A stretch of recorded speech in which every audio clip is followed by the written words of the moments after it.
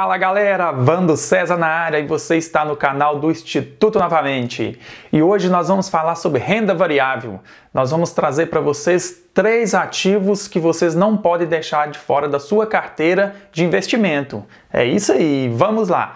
O primeiro ativo, pessoal, que nós vamos falar hoje são as ações. As ações são aí a menor parte, né, de uma empresa, e quando você compra uma ação de uma empresa, você está se tornando sócio da mesma. E existe basicamente 2 formas de você ganhar dinheiro com ações. Primeiro que na valorização dessa ação no longo do tempo, né? E a segunda forma é quando essa empresa tem lucro, ela divide os seus dividendos com os seus acionistas.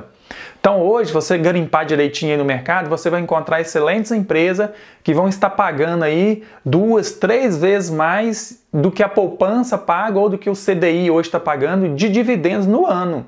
Então, é um ótimo ativo para vocês colocarem na sua carteira. Para você negociar ações, você tem que abrir conta na corretora. Se você não abriu ainda, nós temos um vídeo aqui no canal que te explica como escolher uma ótima corretora. E vamos lá, as ações são negociadas em bolsas de valores, né, através de um código. E esse código é composto com 4 letras e um número. Por exemplo, Petro 3, Petro 4, BBDC 3, BBDC 4, que são ações da Bradesco, né? Aí o que é esse número, Vando, no final? Isso aí vai identificar qual o tipo de ação que a empresa está disponibilizando. O final 3, quando você compra Petro 3, você está comprando uma ação ON, que é uma ação ordinária, que te dá direito a participar da assembleia e a votar em assembleia. Logicamente, né, que o peso, você tem que ter um volume grande de ações para ter o seu voto ter um peso. E as ações final 4, Petro 4, Itaúsa 4, por exemplo, são ações preferenciais que dão preferência para os acionistas na hora de pagamento dos dividendos. Então, as ações preferenciais, elas costumam pagar mais dividendo que as ações ordinárias. Então, por exemplo, se você tem ações da Petro 3 e da Petro 4, geralmente quem tem a Petro 4 recebe mais dividendos durante o ano, porque eles têm preferência de pagamentos de dividendos. Tributação, Wanda. A tributação sobre as ações funciona da seguinte forma, pessoal. Se você fizer a operação Day Trade, que é aquela operação que você compra um ativo, uma ação, e vende ela no mesmo dia, com o lucro, aí você paga 20% sobre esse lucro. Se você comprou e vendeu no mesmo dia a mesma ação, obtendo lucro. Aí você recolhe 20% sobre o lucro, né? Se não for day trade, se for, a gente fala swing trade, né? Quando você compra e vende em dias posteriores, aí você vai pagar 15% sobre o lucro, sobre o que obteve de lucro na transação. E isso, pessoal, você tem ainda uma isenção de R$20 mil por mês. Então, se você negociar ações durante o mês até R$20 mil, você não paga nenhum imposto de renda. Você só vai pagar imposto de renda se você vender durante o mesmo mês valor superior a R$20 mil, que aí você vai pagar 15% sobre o lucro que você obteve nesse mês. Beleza?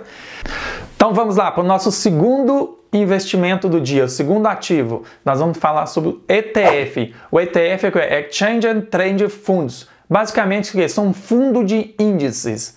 É como se fosse um fundo de ações, só que a fundo de ação você dá a autonomia para um gestor, né? Você compra de uma empresa, de um banco, de um gestor financeiro, ele vai administrar para você a sua carteira de investimento, ele vai escolher os ativos. Quando você investe num ETF, ele já tem pré-definido qual que é o índice que ele vai se basear. Por exemplo, BOVA11. O BOVA11 é o que? Ele replica as principais ações do índice Bovespa. Porque o índice Bovespa ele é composto por 75 empresas, que são as empresas mais sólidas, são as empresas que têm o maior volume de negociação durante o dia. Tem um critério lá para fazer parte do índice Ibovespa. Depois eu posso fazer um vídeo aqui explicando para vocês qual que é esse critério do índice Ibovespa. Mas que vocês têm que entender que o ETF, ele pega e replica esse índice Ibovespa. Então, quando você está iniciando, talvez você está receoso de escolher a empresa, uma boa empresa, fica com medo de perder, você pode começar a investir num ETF, por exemplo, do BOVA11, como eu disse, que aí você vai estar investindo nas 75 maiores empresas que nós temos hoje na B3, na Bolsa de Valores do Brasil.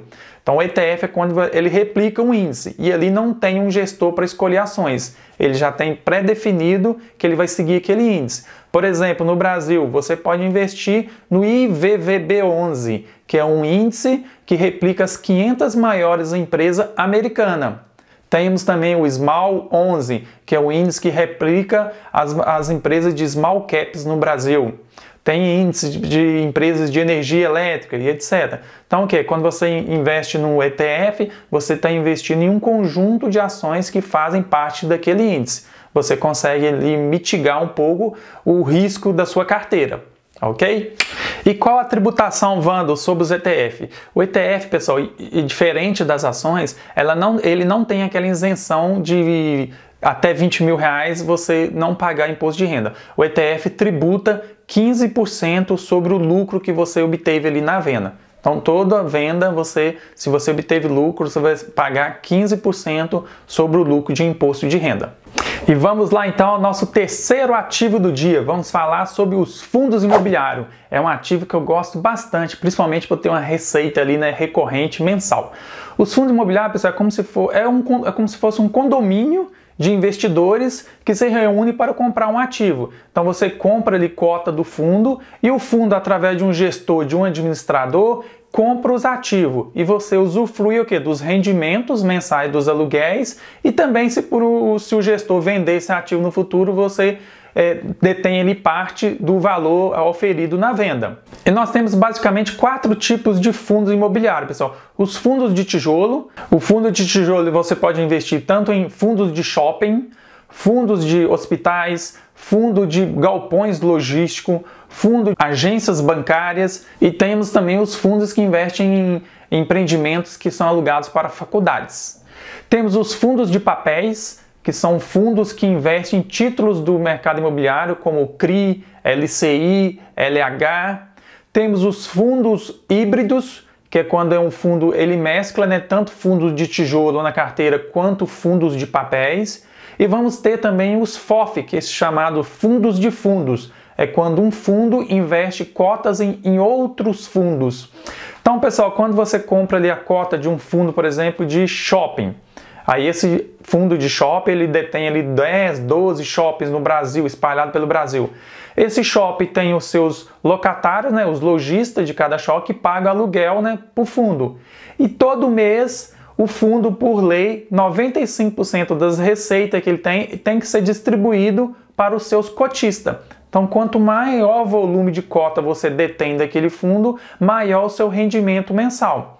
Então, a dica na hora de escolher os fundos, sempre é muito bom você olhar a localização do imóvel, shopping, onde que está localizado esse shopping, ver se esse fundo não tem praticamente só um ativo, se ele tem mais de um ativo, que é o ideal. Por exemplo, tem fundos de shopping hoje que detêm 10, 12, 13 shoppings espalhados por vários estados no Brasil. Então você diminui ali o risco e você tem o que? Vários inquilinos diferentes. Então o risco daquele fundo vir a ter uma inadimplência alta, vir a ter uma vacância, uma desocupação do imóvel alta é muito baixo. Fundo de galpões logísticos, a mesma coisa. Você olhar qual que é o inquilino que está alocando aqueles galpões, são quantos galpões logísticos que fazem parte daquele fundo, em quais estados estão dividindo aqueles galpões. Então isso é muito importante você analisar. Outra coisa importante é você olhar a liquidez desse fundo, qual que é a movimentação que ele tem ali diário na Bolsa de Valores. Ficar atento também para qual o percentual, o dividendo yield que ele paga mensal, né? Hoje nós temos vários fundos imobiliários que estão pagando ali de 6 a 9% ao ano só de dividendo. Olha só, se vocês observarem, pague 3, 4 vezes mais do que a poupança e o que o CDI paga hoje. Isso sem contar a valorização da cota no longo do tempo. É importante também você avaliar qual que é o PVP que ele está sendo negociado, né? Qual que é o valor da cota ali em relação ao valor patrimonial do fundo. Depois nós vamos fazer um vídeo aqui mais detalhado sobre esses detalhes mais técnicos. E qual que é a tributação, Vando, sobre os fundos imobiliários? Os fundos imobiliários, você vai pagar de imposto de renda 20% sobre o lucro que você obteve na venda das suas cotas. Lembrando que aqui também não temos aquele percentual de até R$20 mil de isenção. Nos fundos imobiliários, todo o lucro que você obteve na venda das cotas, você tem que recolher 20% de imposto de renda. Os fundos imobiliários são negociados assim como as ações em bolsa de valores e eles também têm o seu código, que é composto ali de 4 letras, seguido do número 11. Por exemplo, nós temos aí o VISC11, que é um fundo de shopping que detém aí 13 shoppings espalhados pelo Brasil inteiro. Nós temos também o fundo de logístico, que é o XPLG, composto por diversos galpões logísticos, é XPLG11. Então, antes de comprar o fundo, pessoal, entre no prospecto do fundo, olhe todas as características daquele fundo, qual que é a vacância dele, qual que é o percentual, né, de vacância física e vacância financeira. Isso é o que? A desocupação do imóvel, quantos imóveis estão desocupados, a localização dele.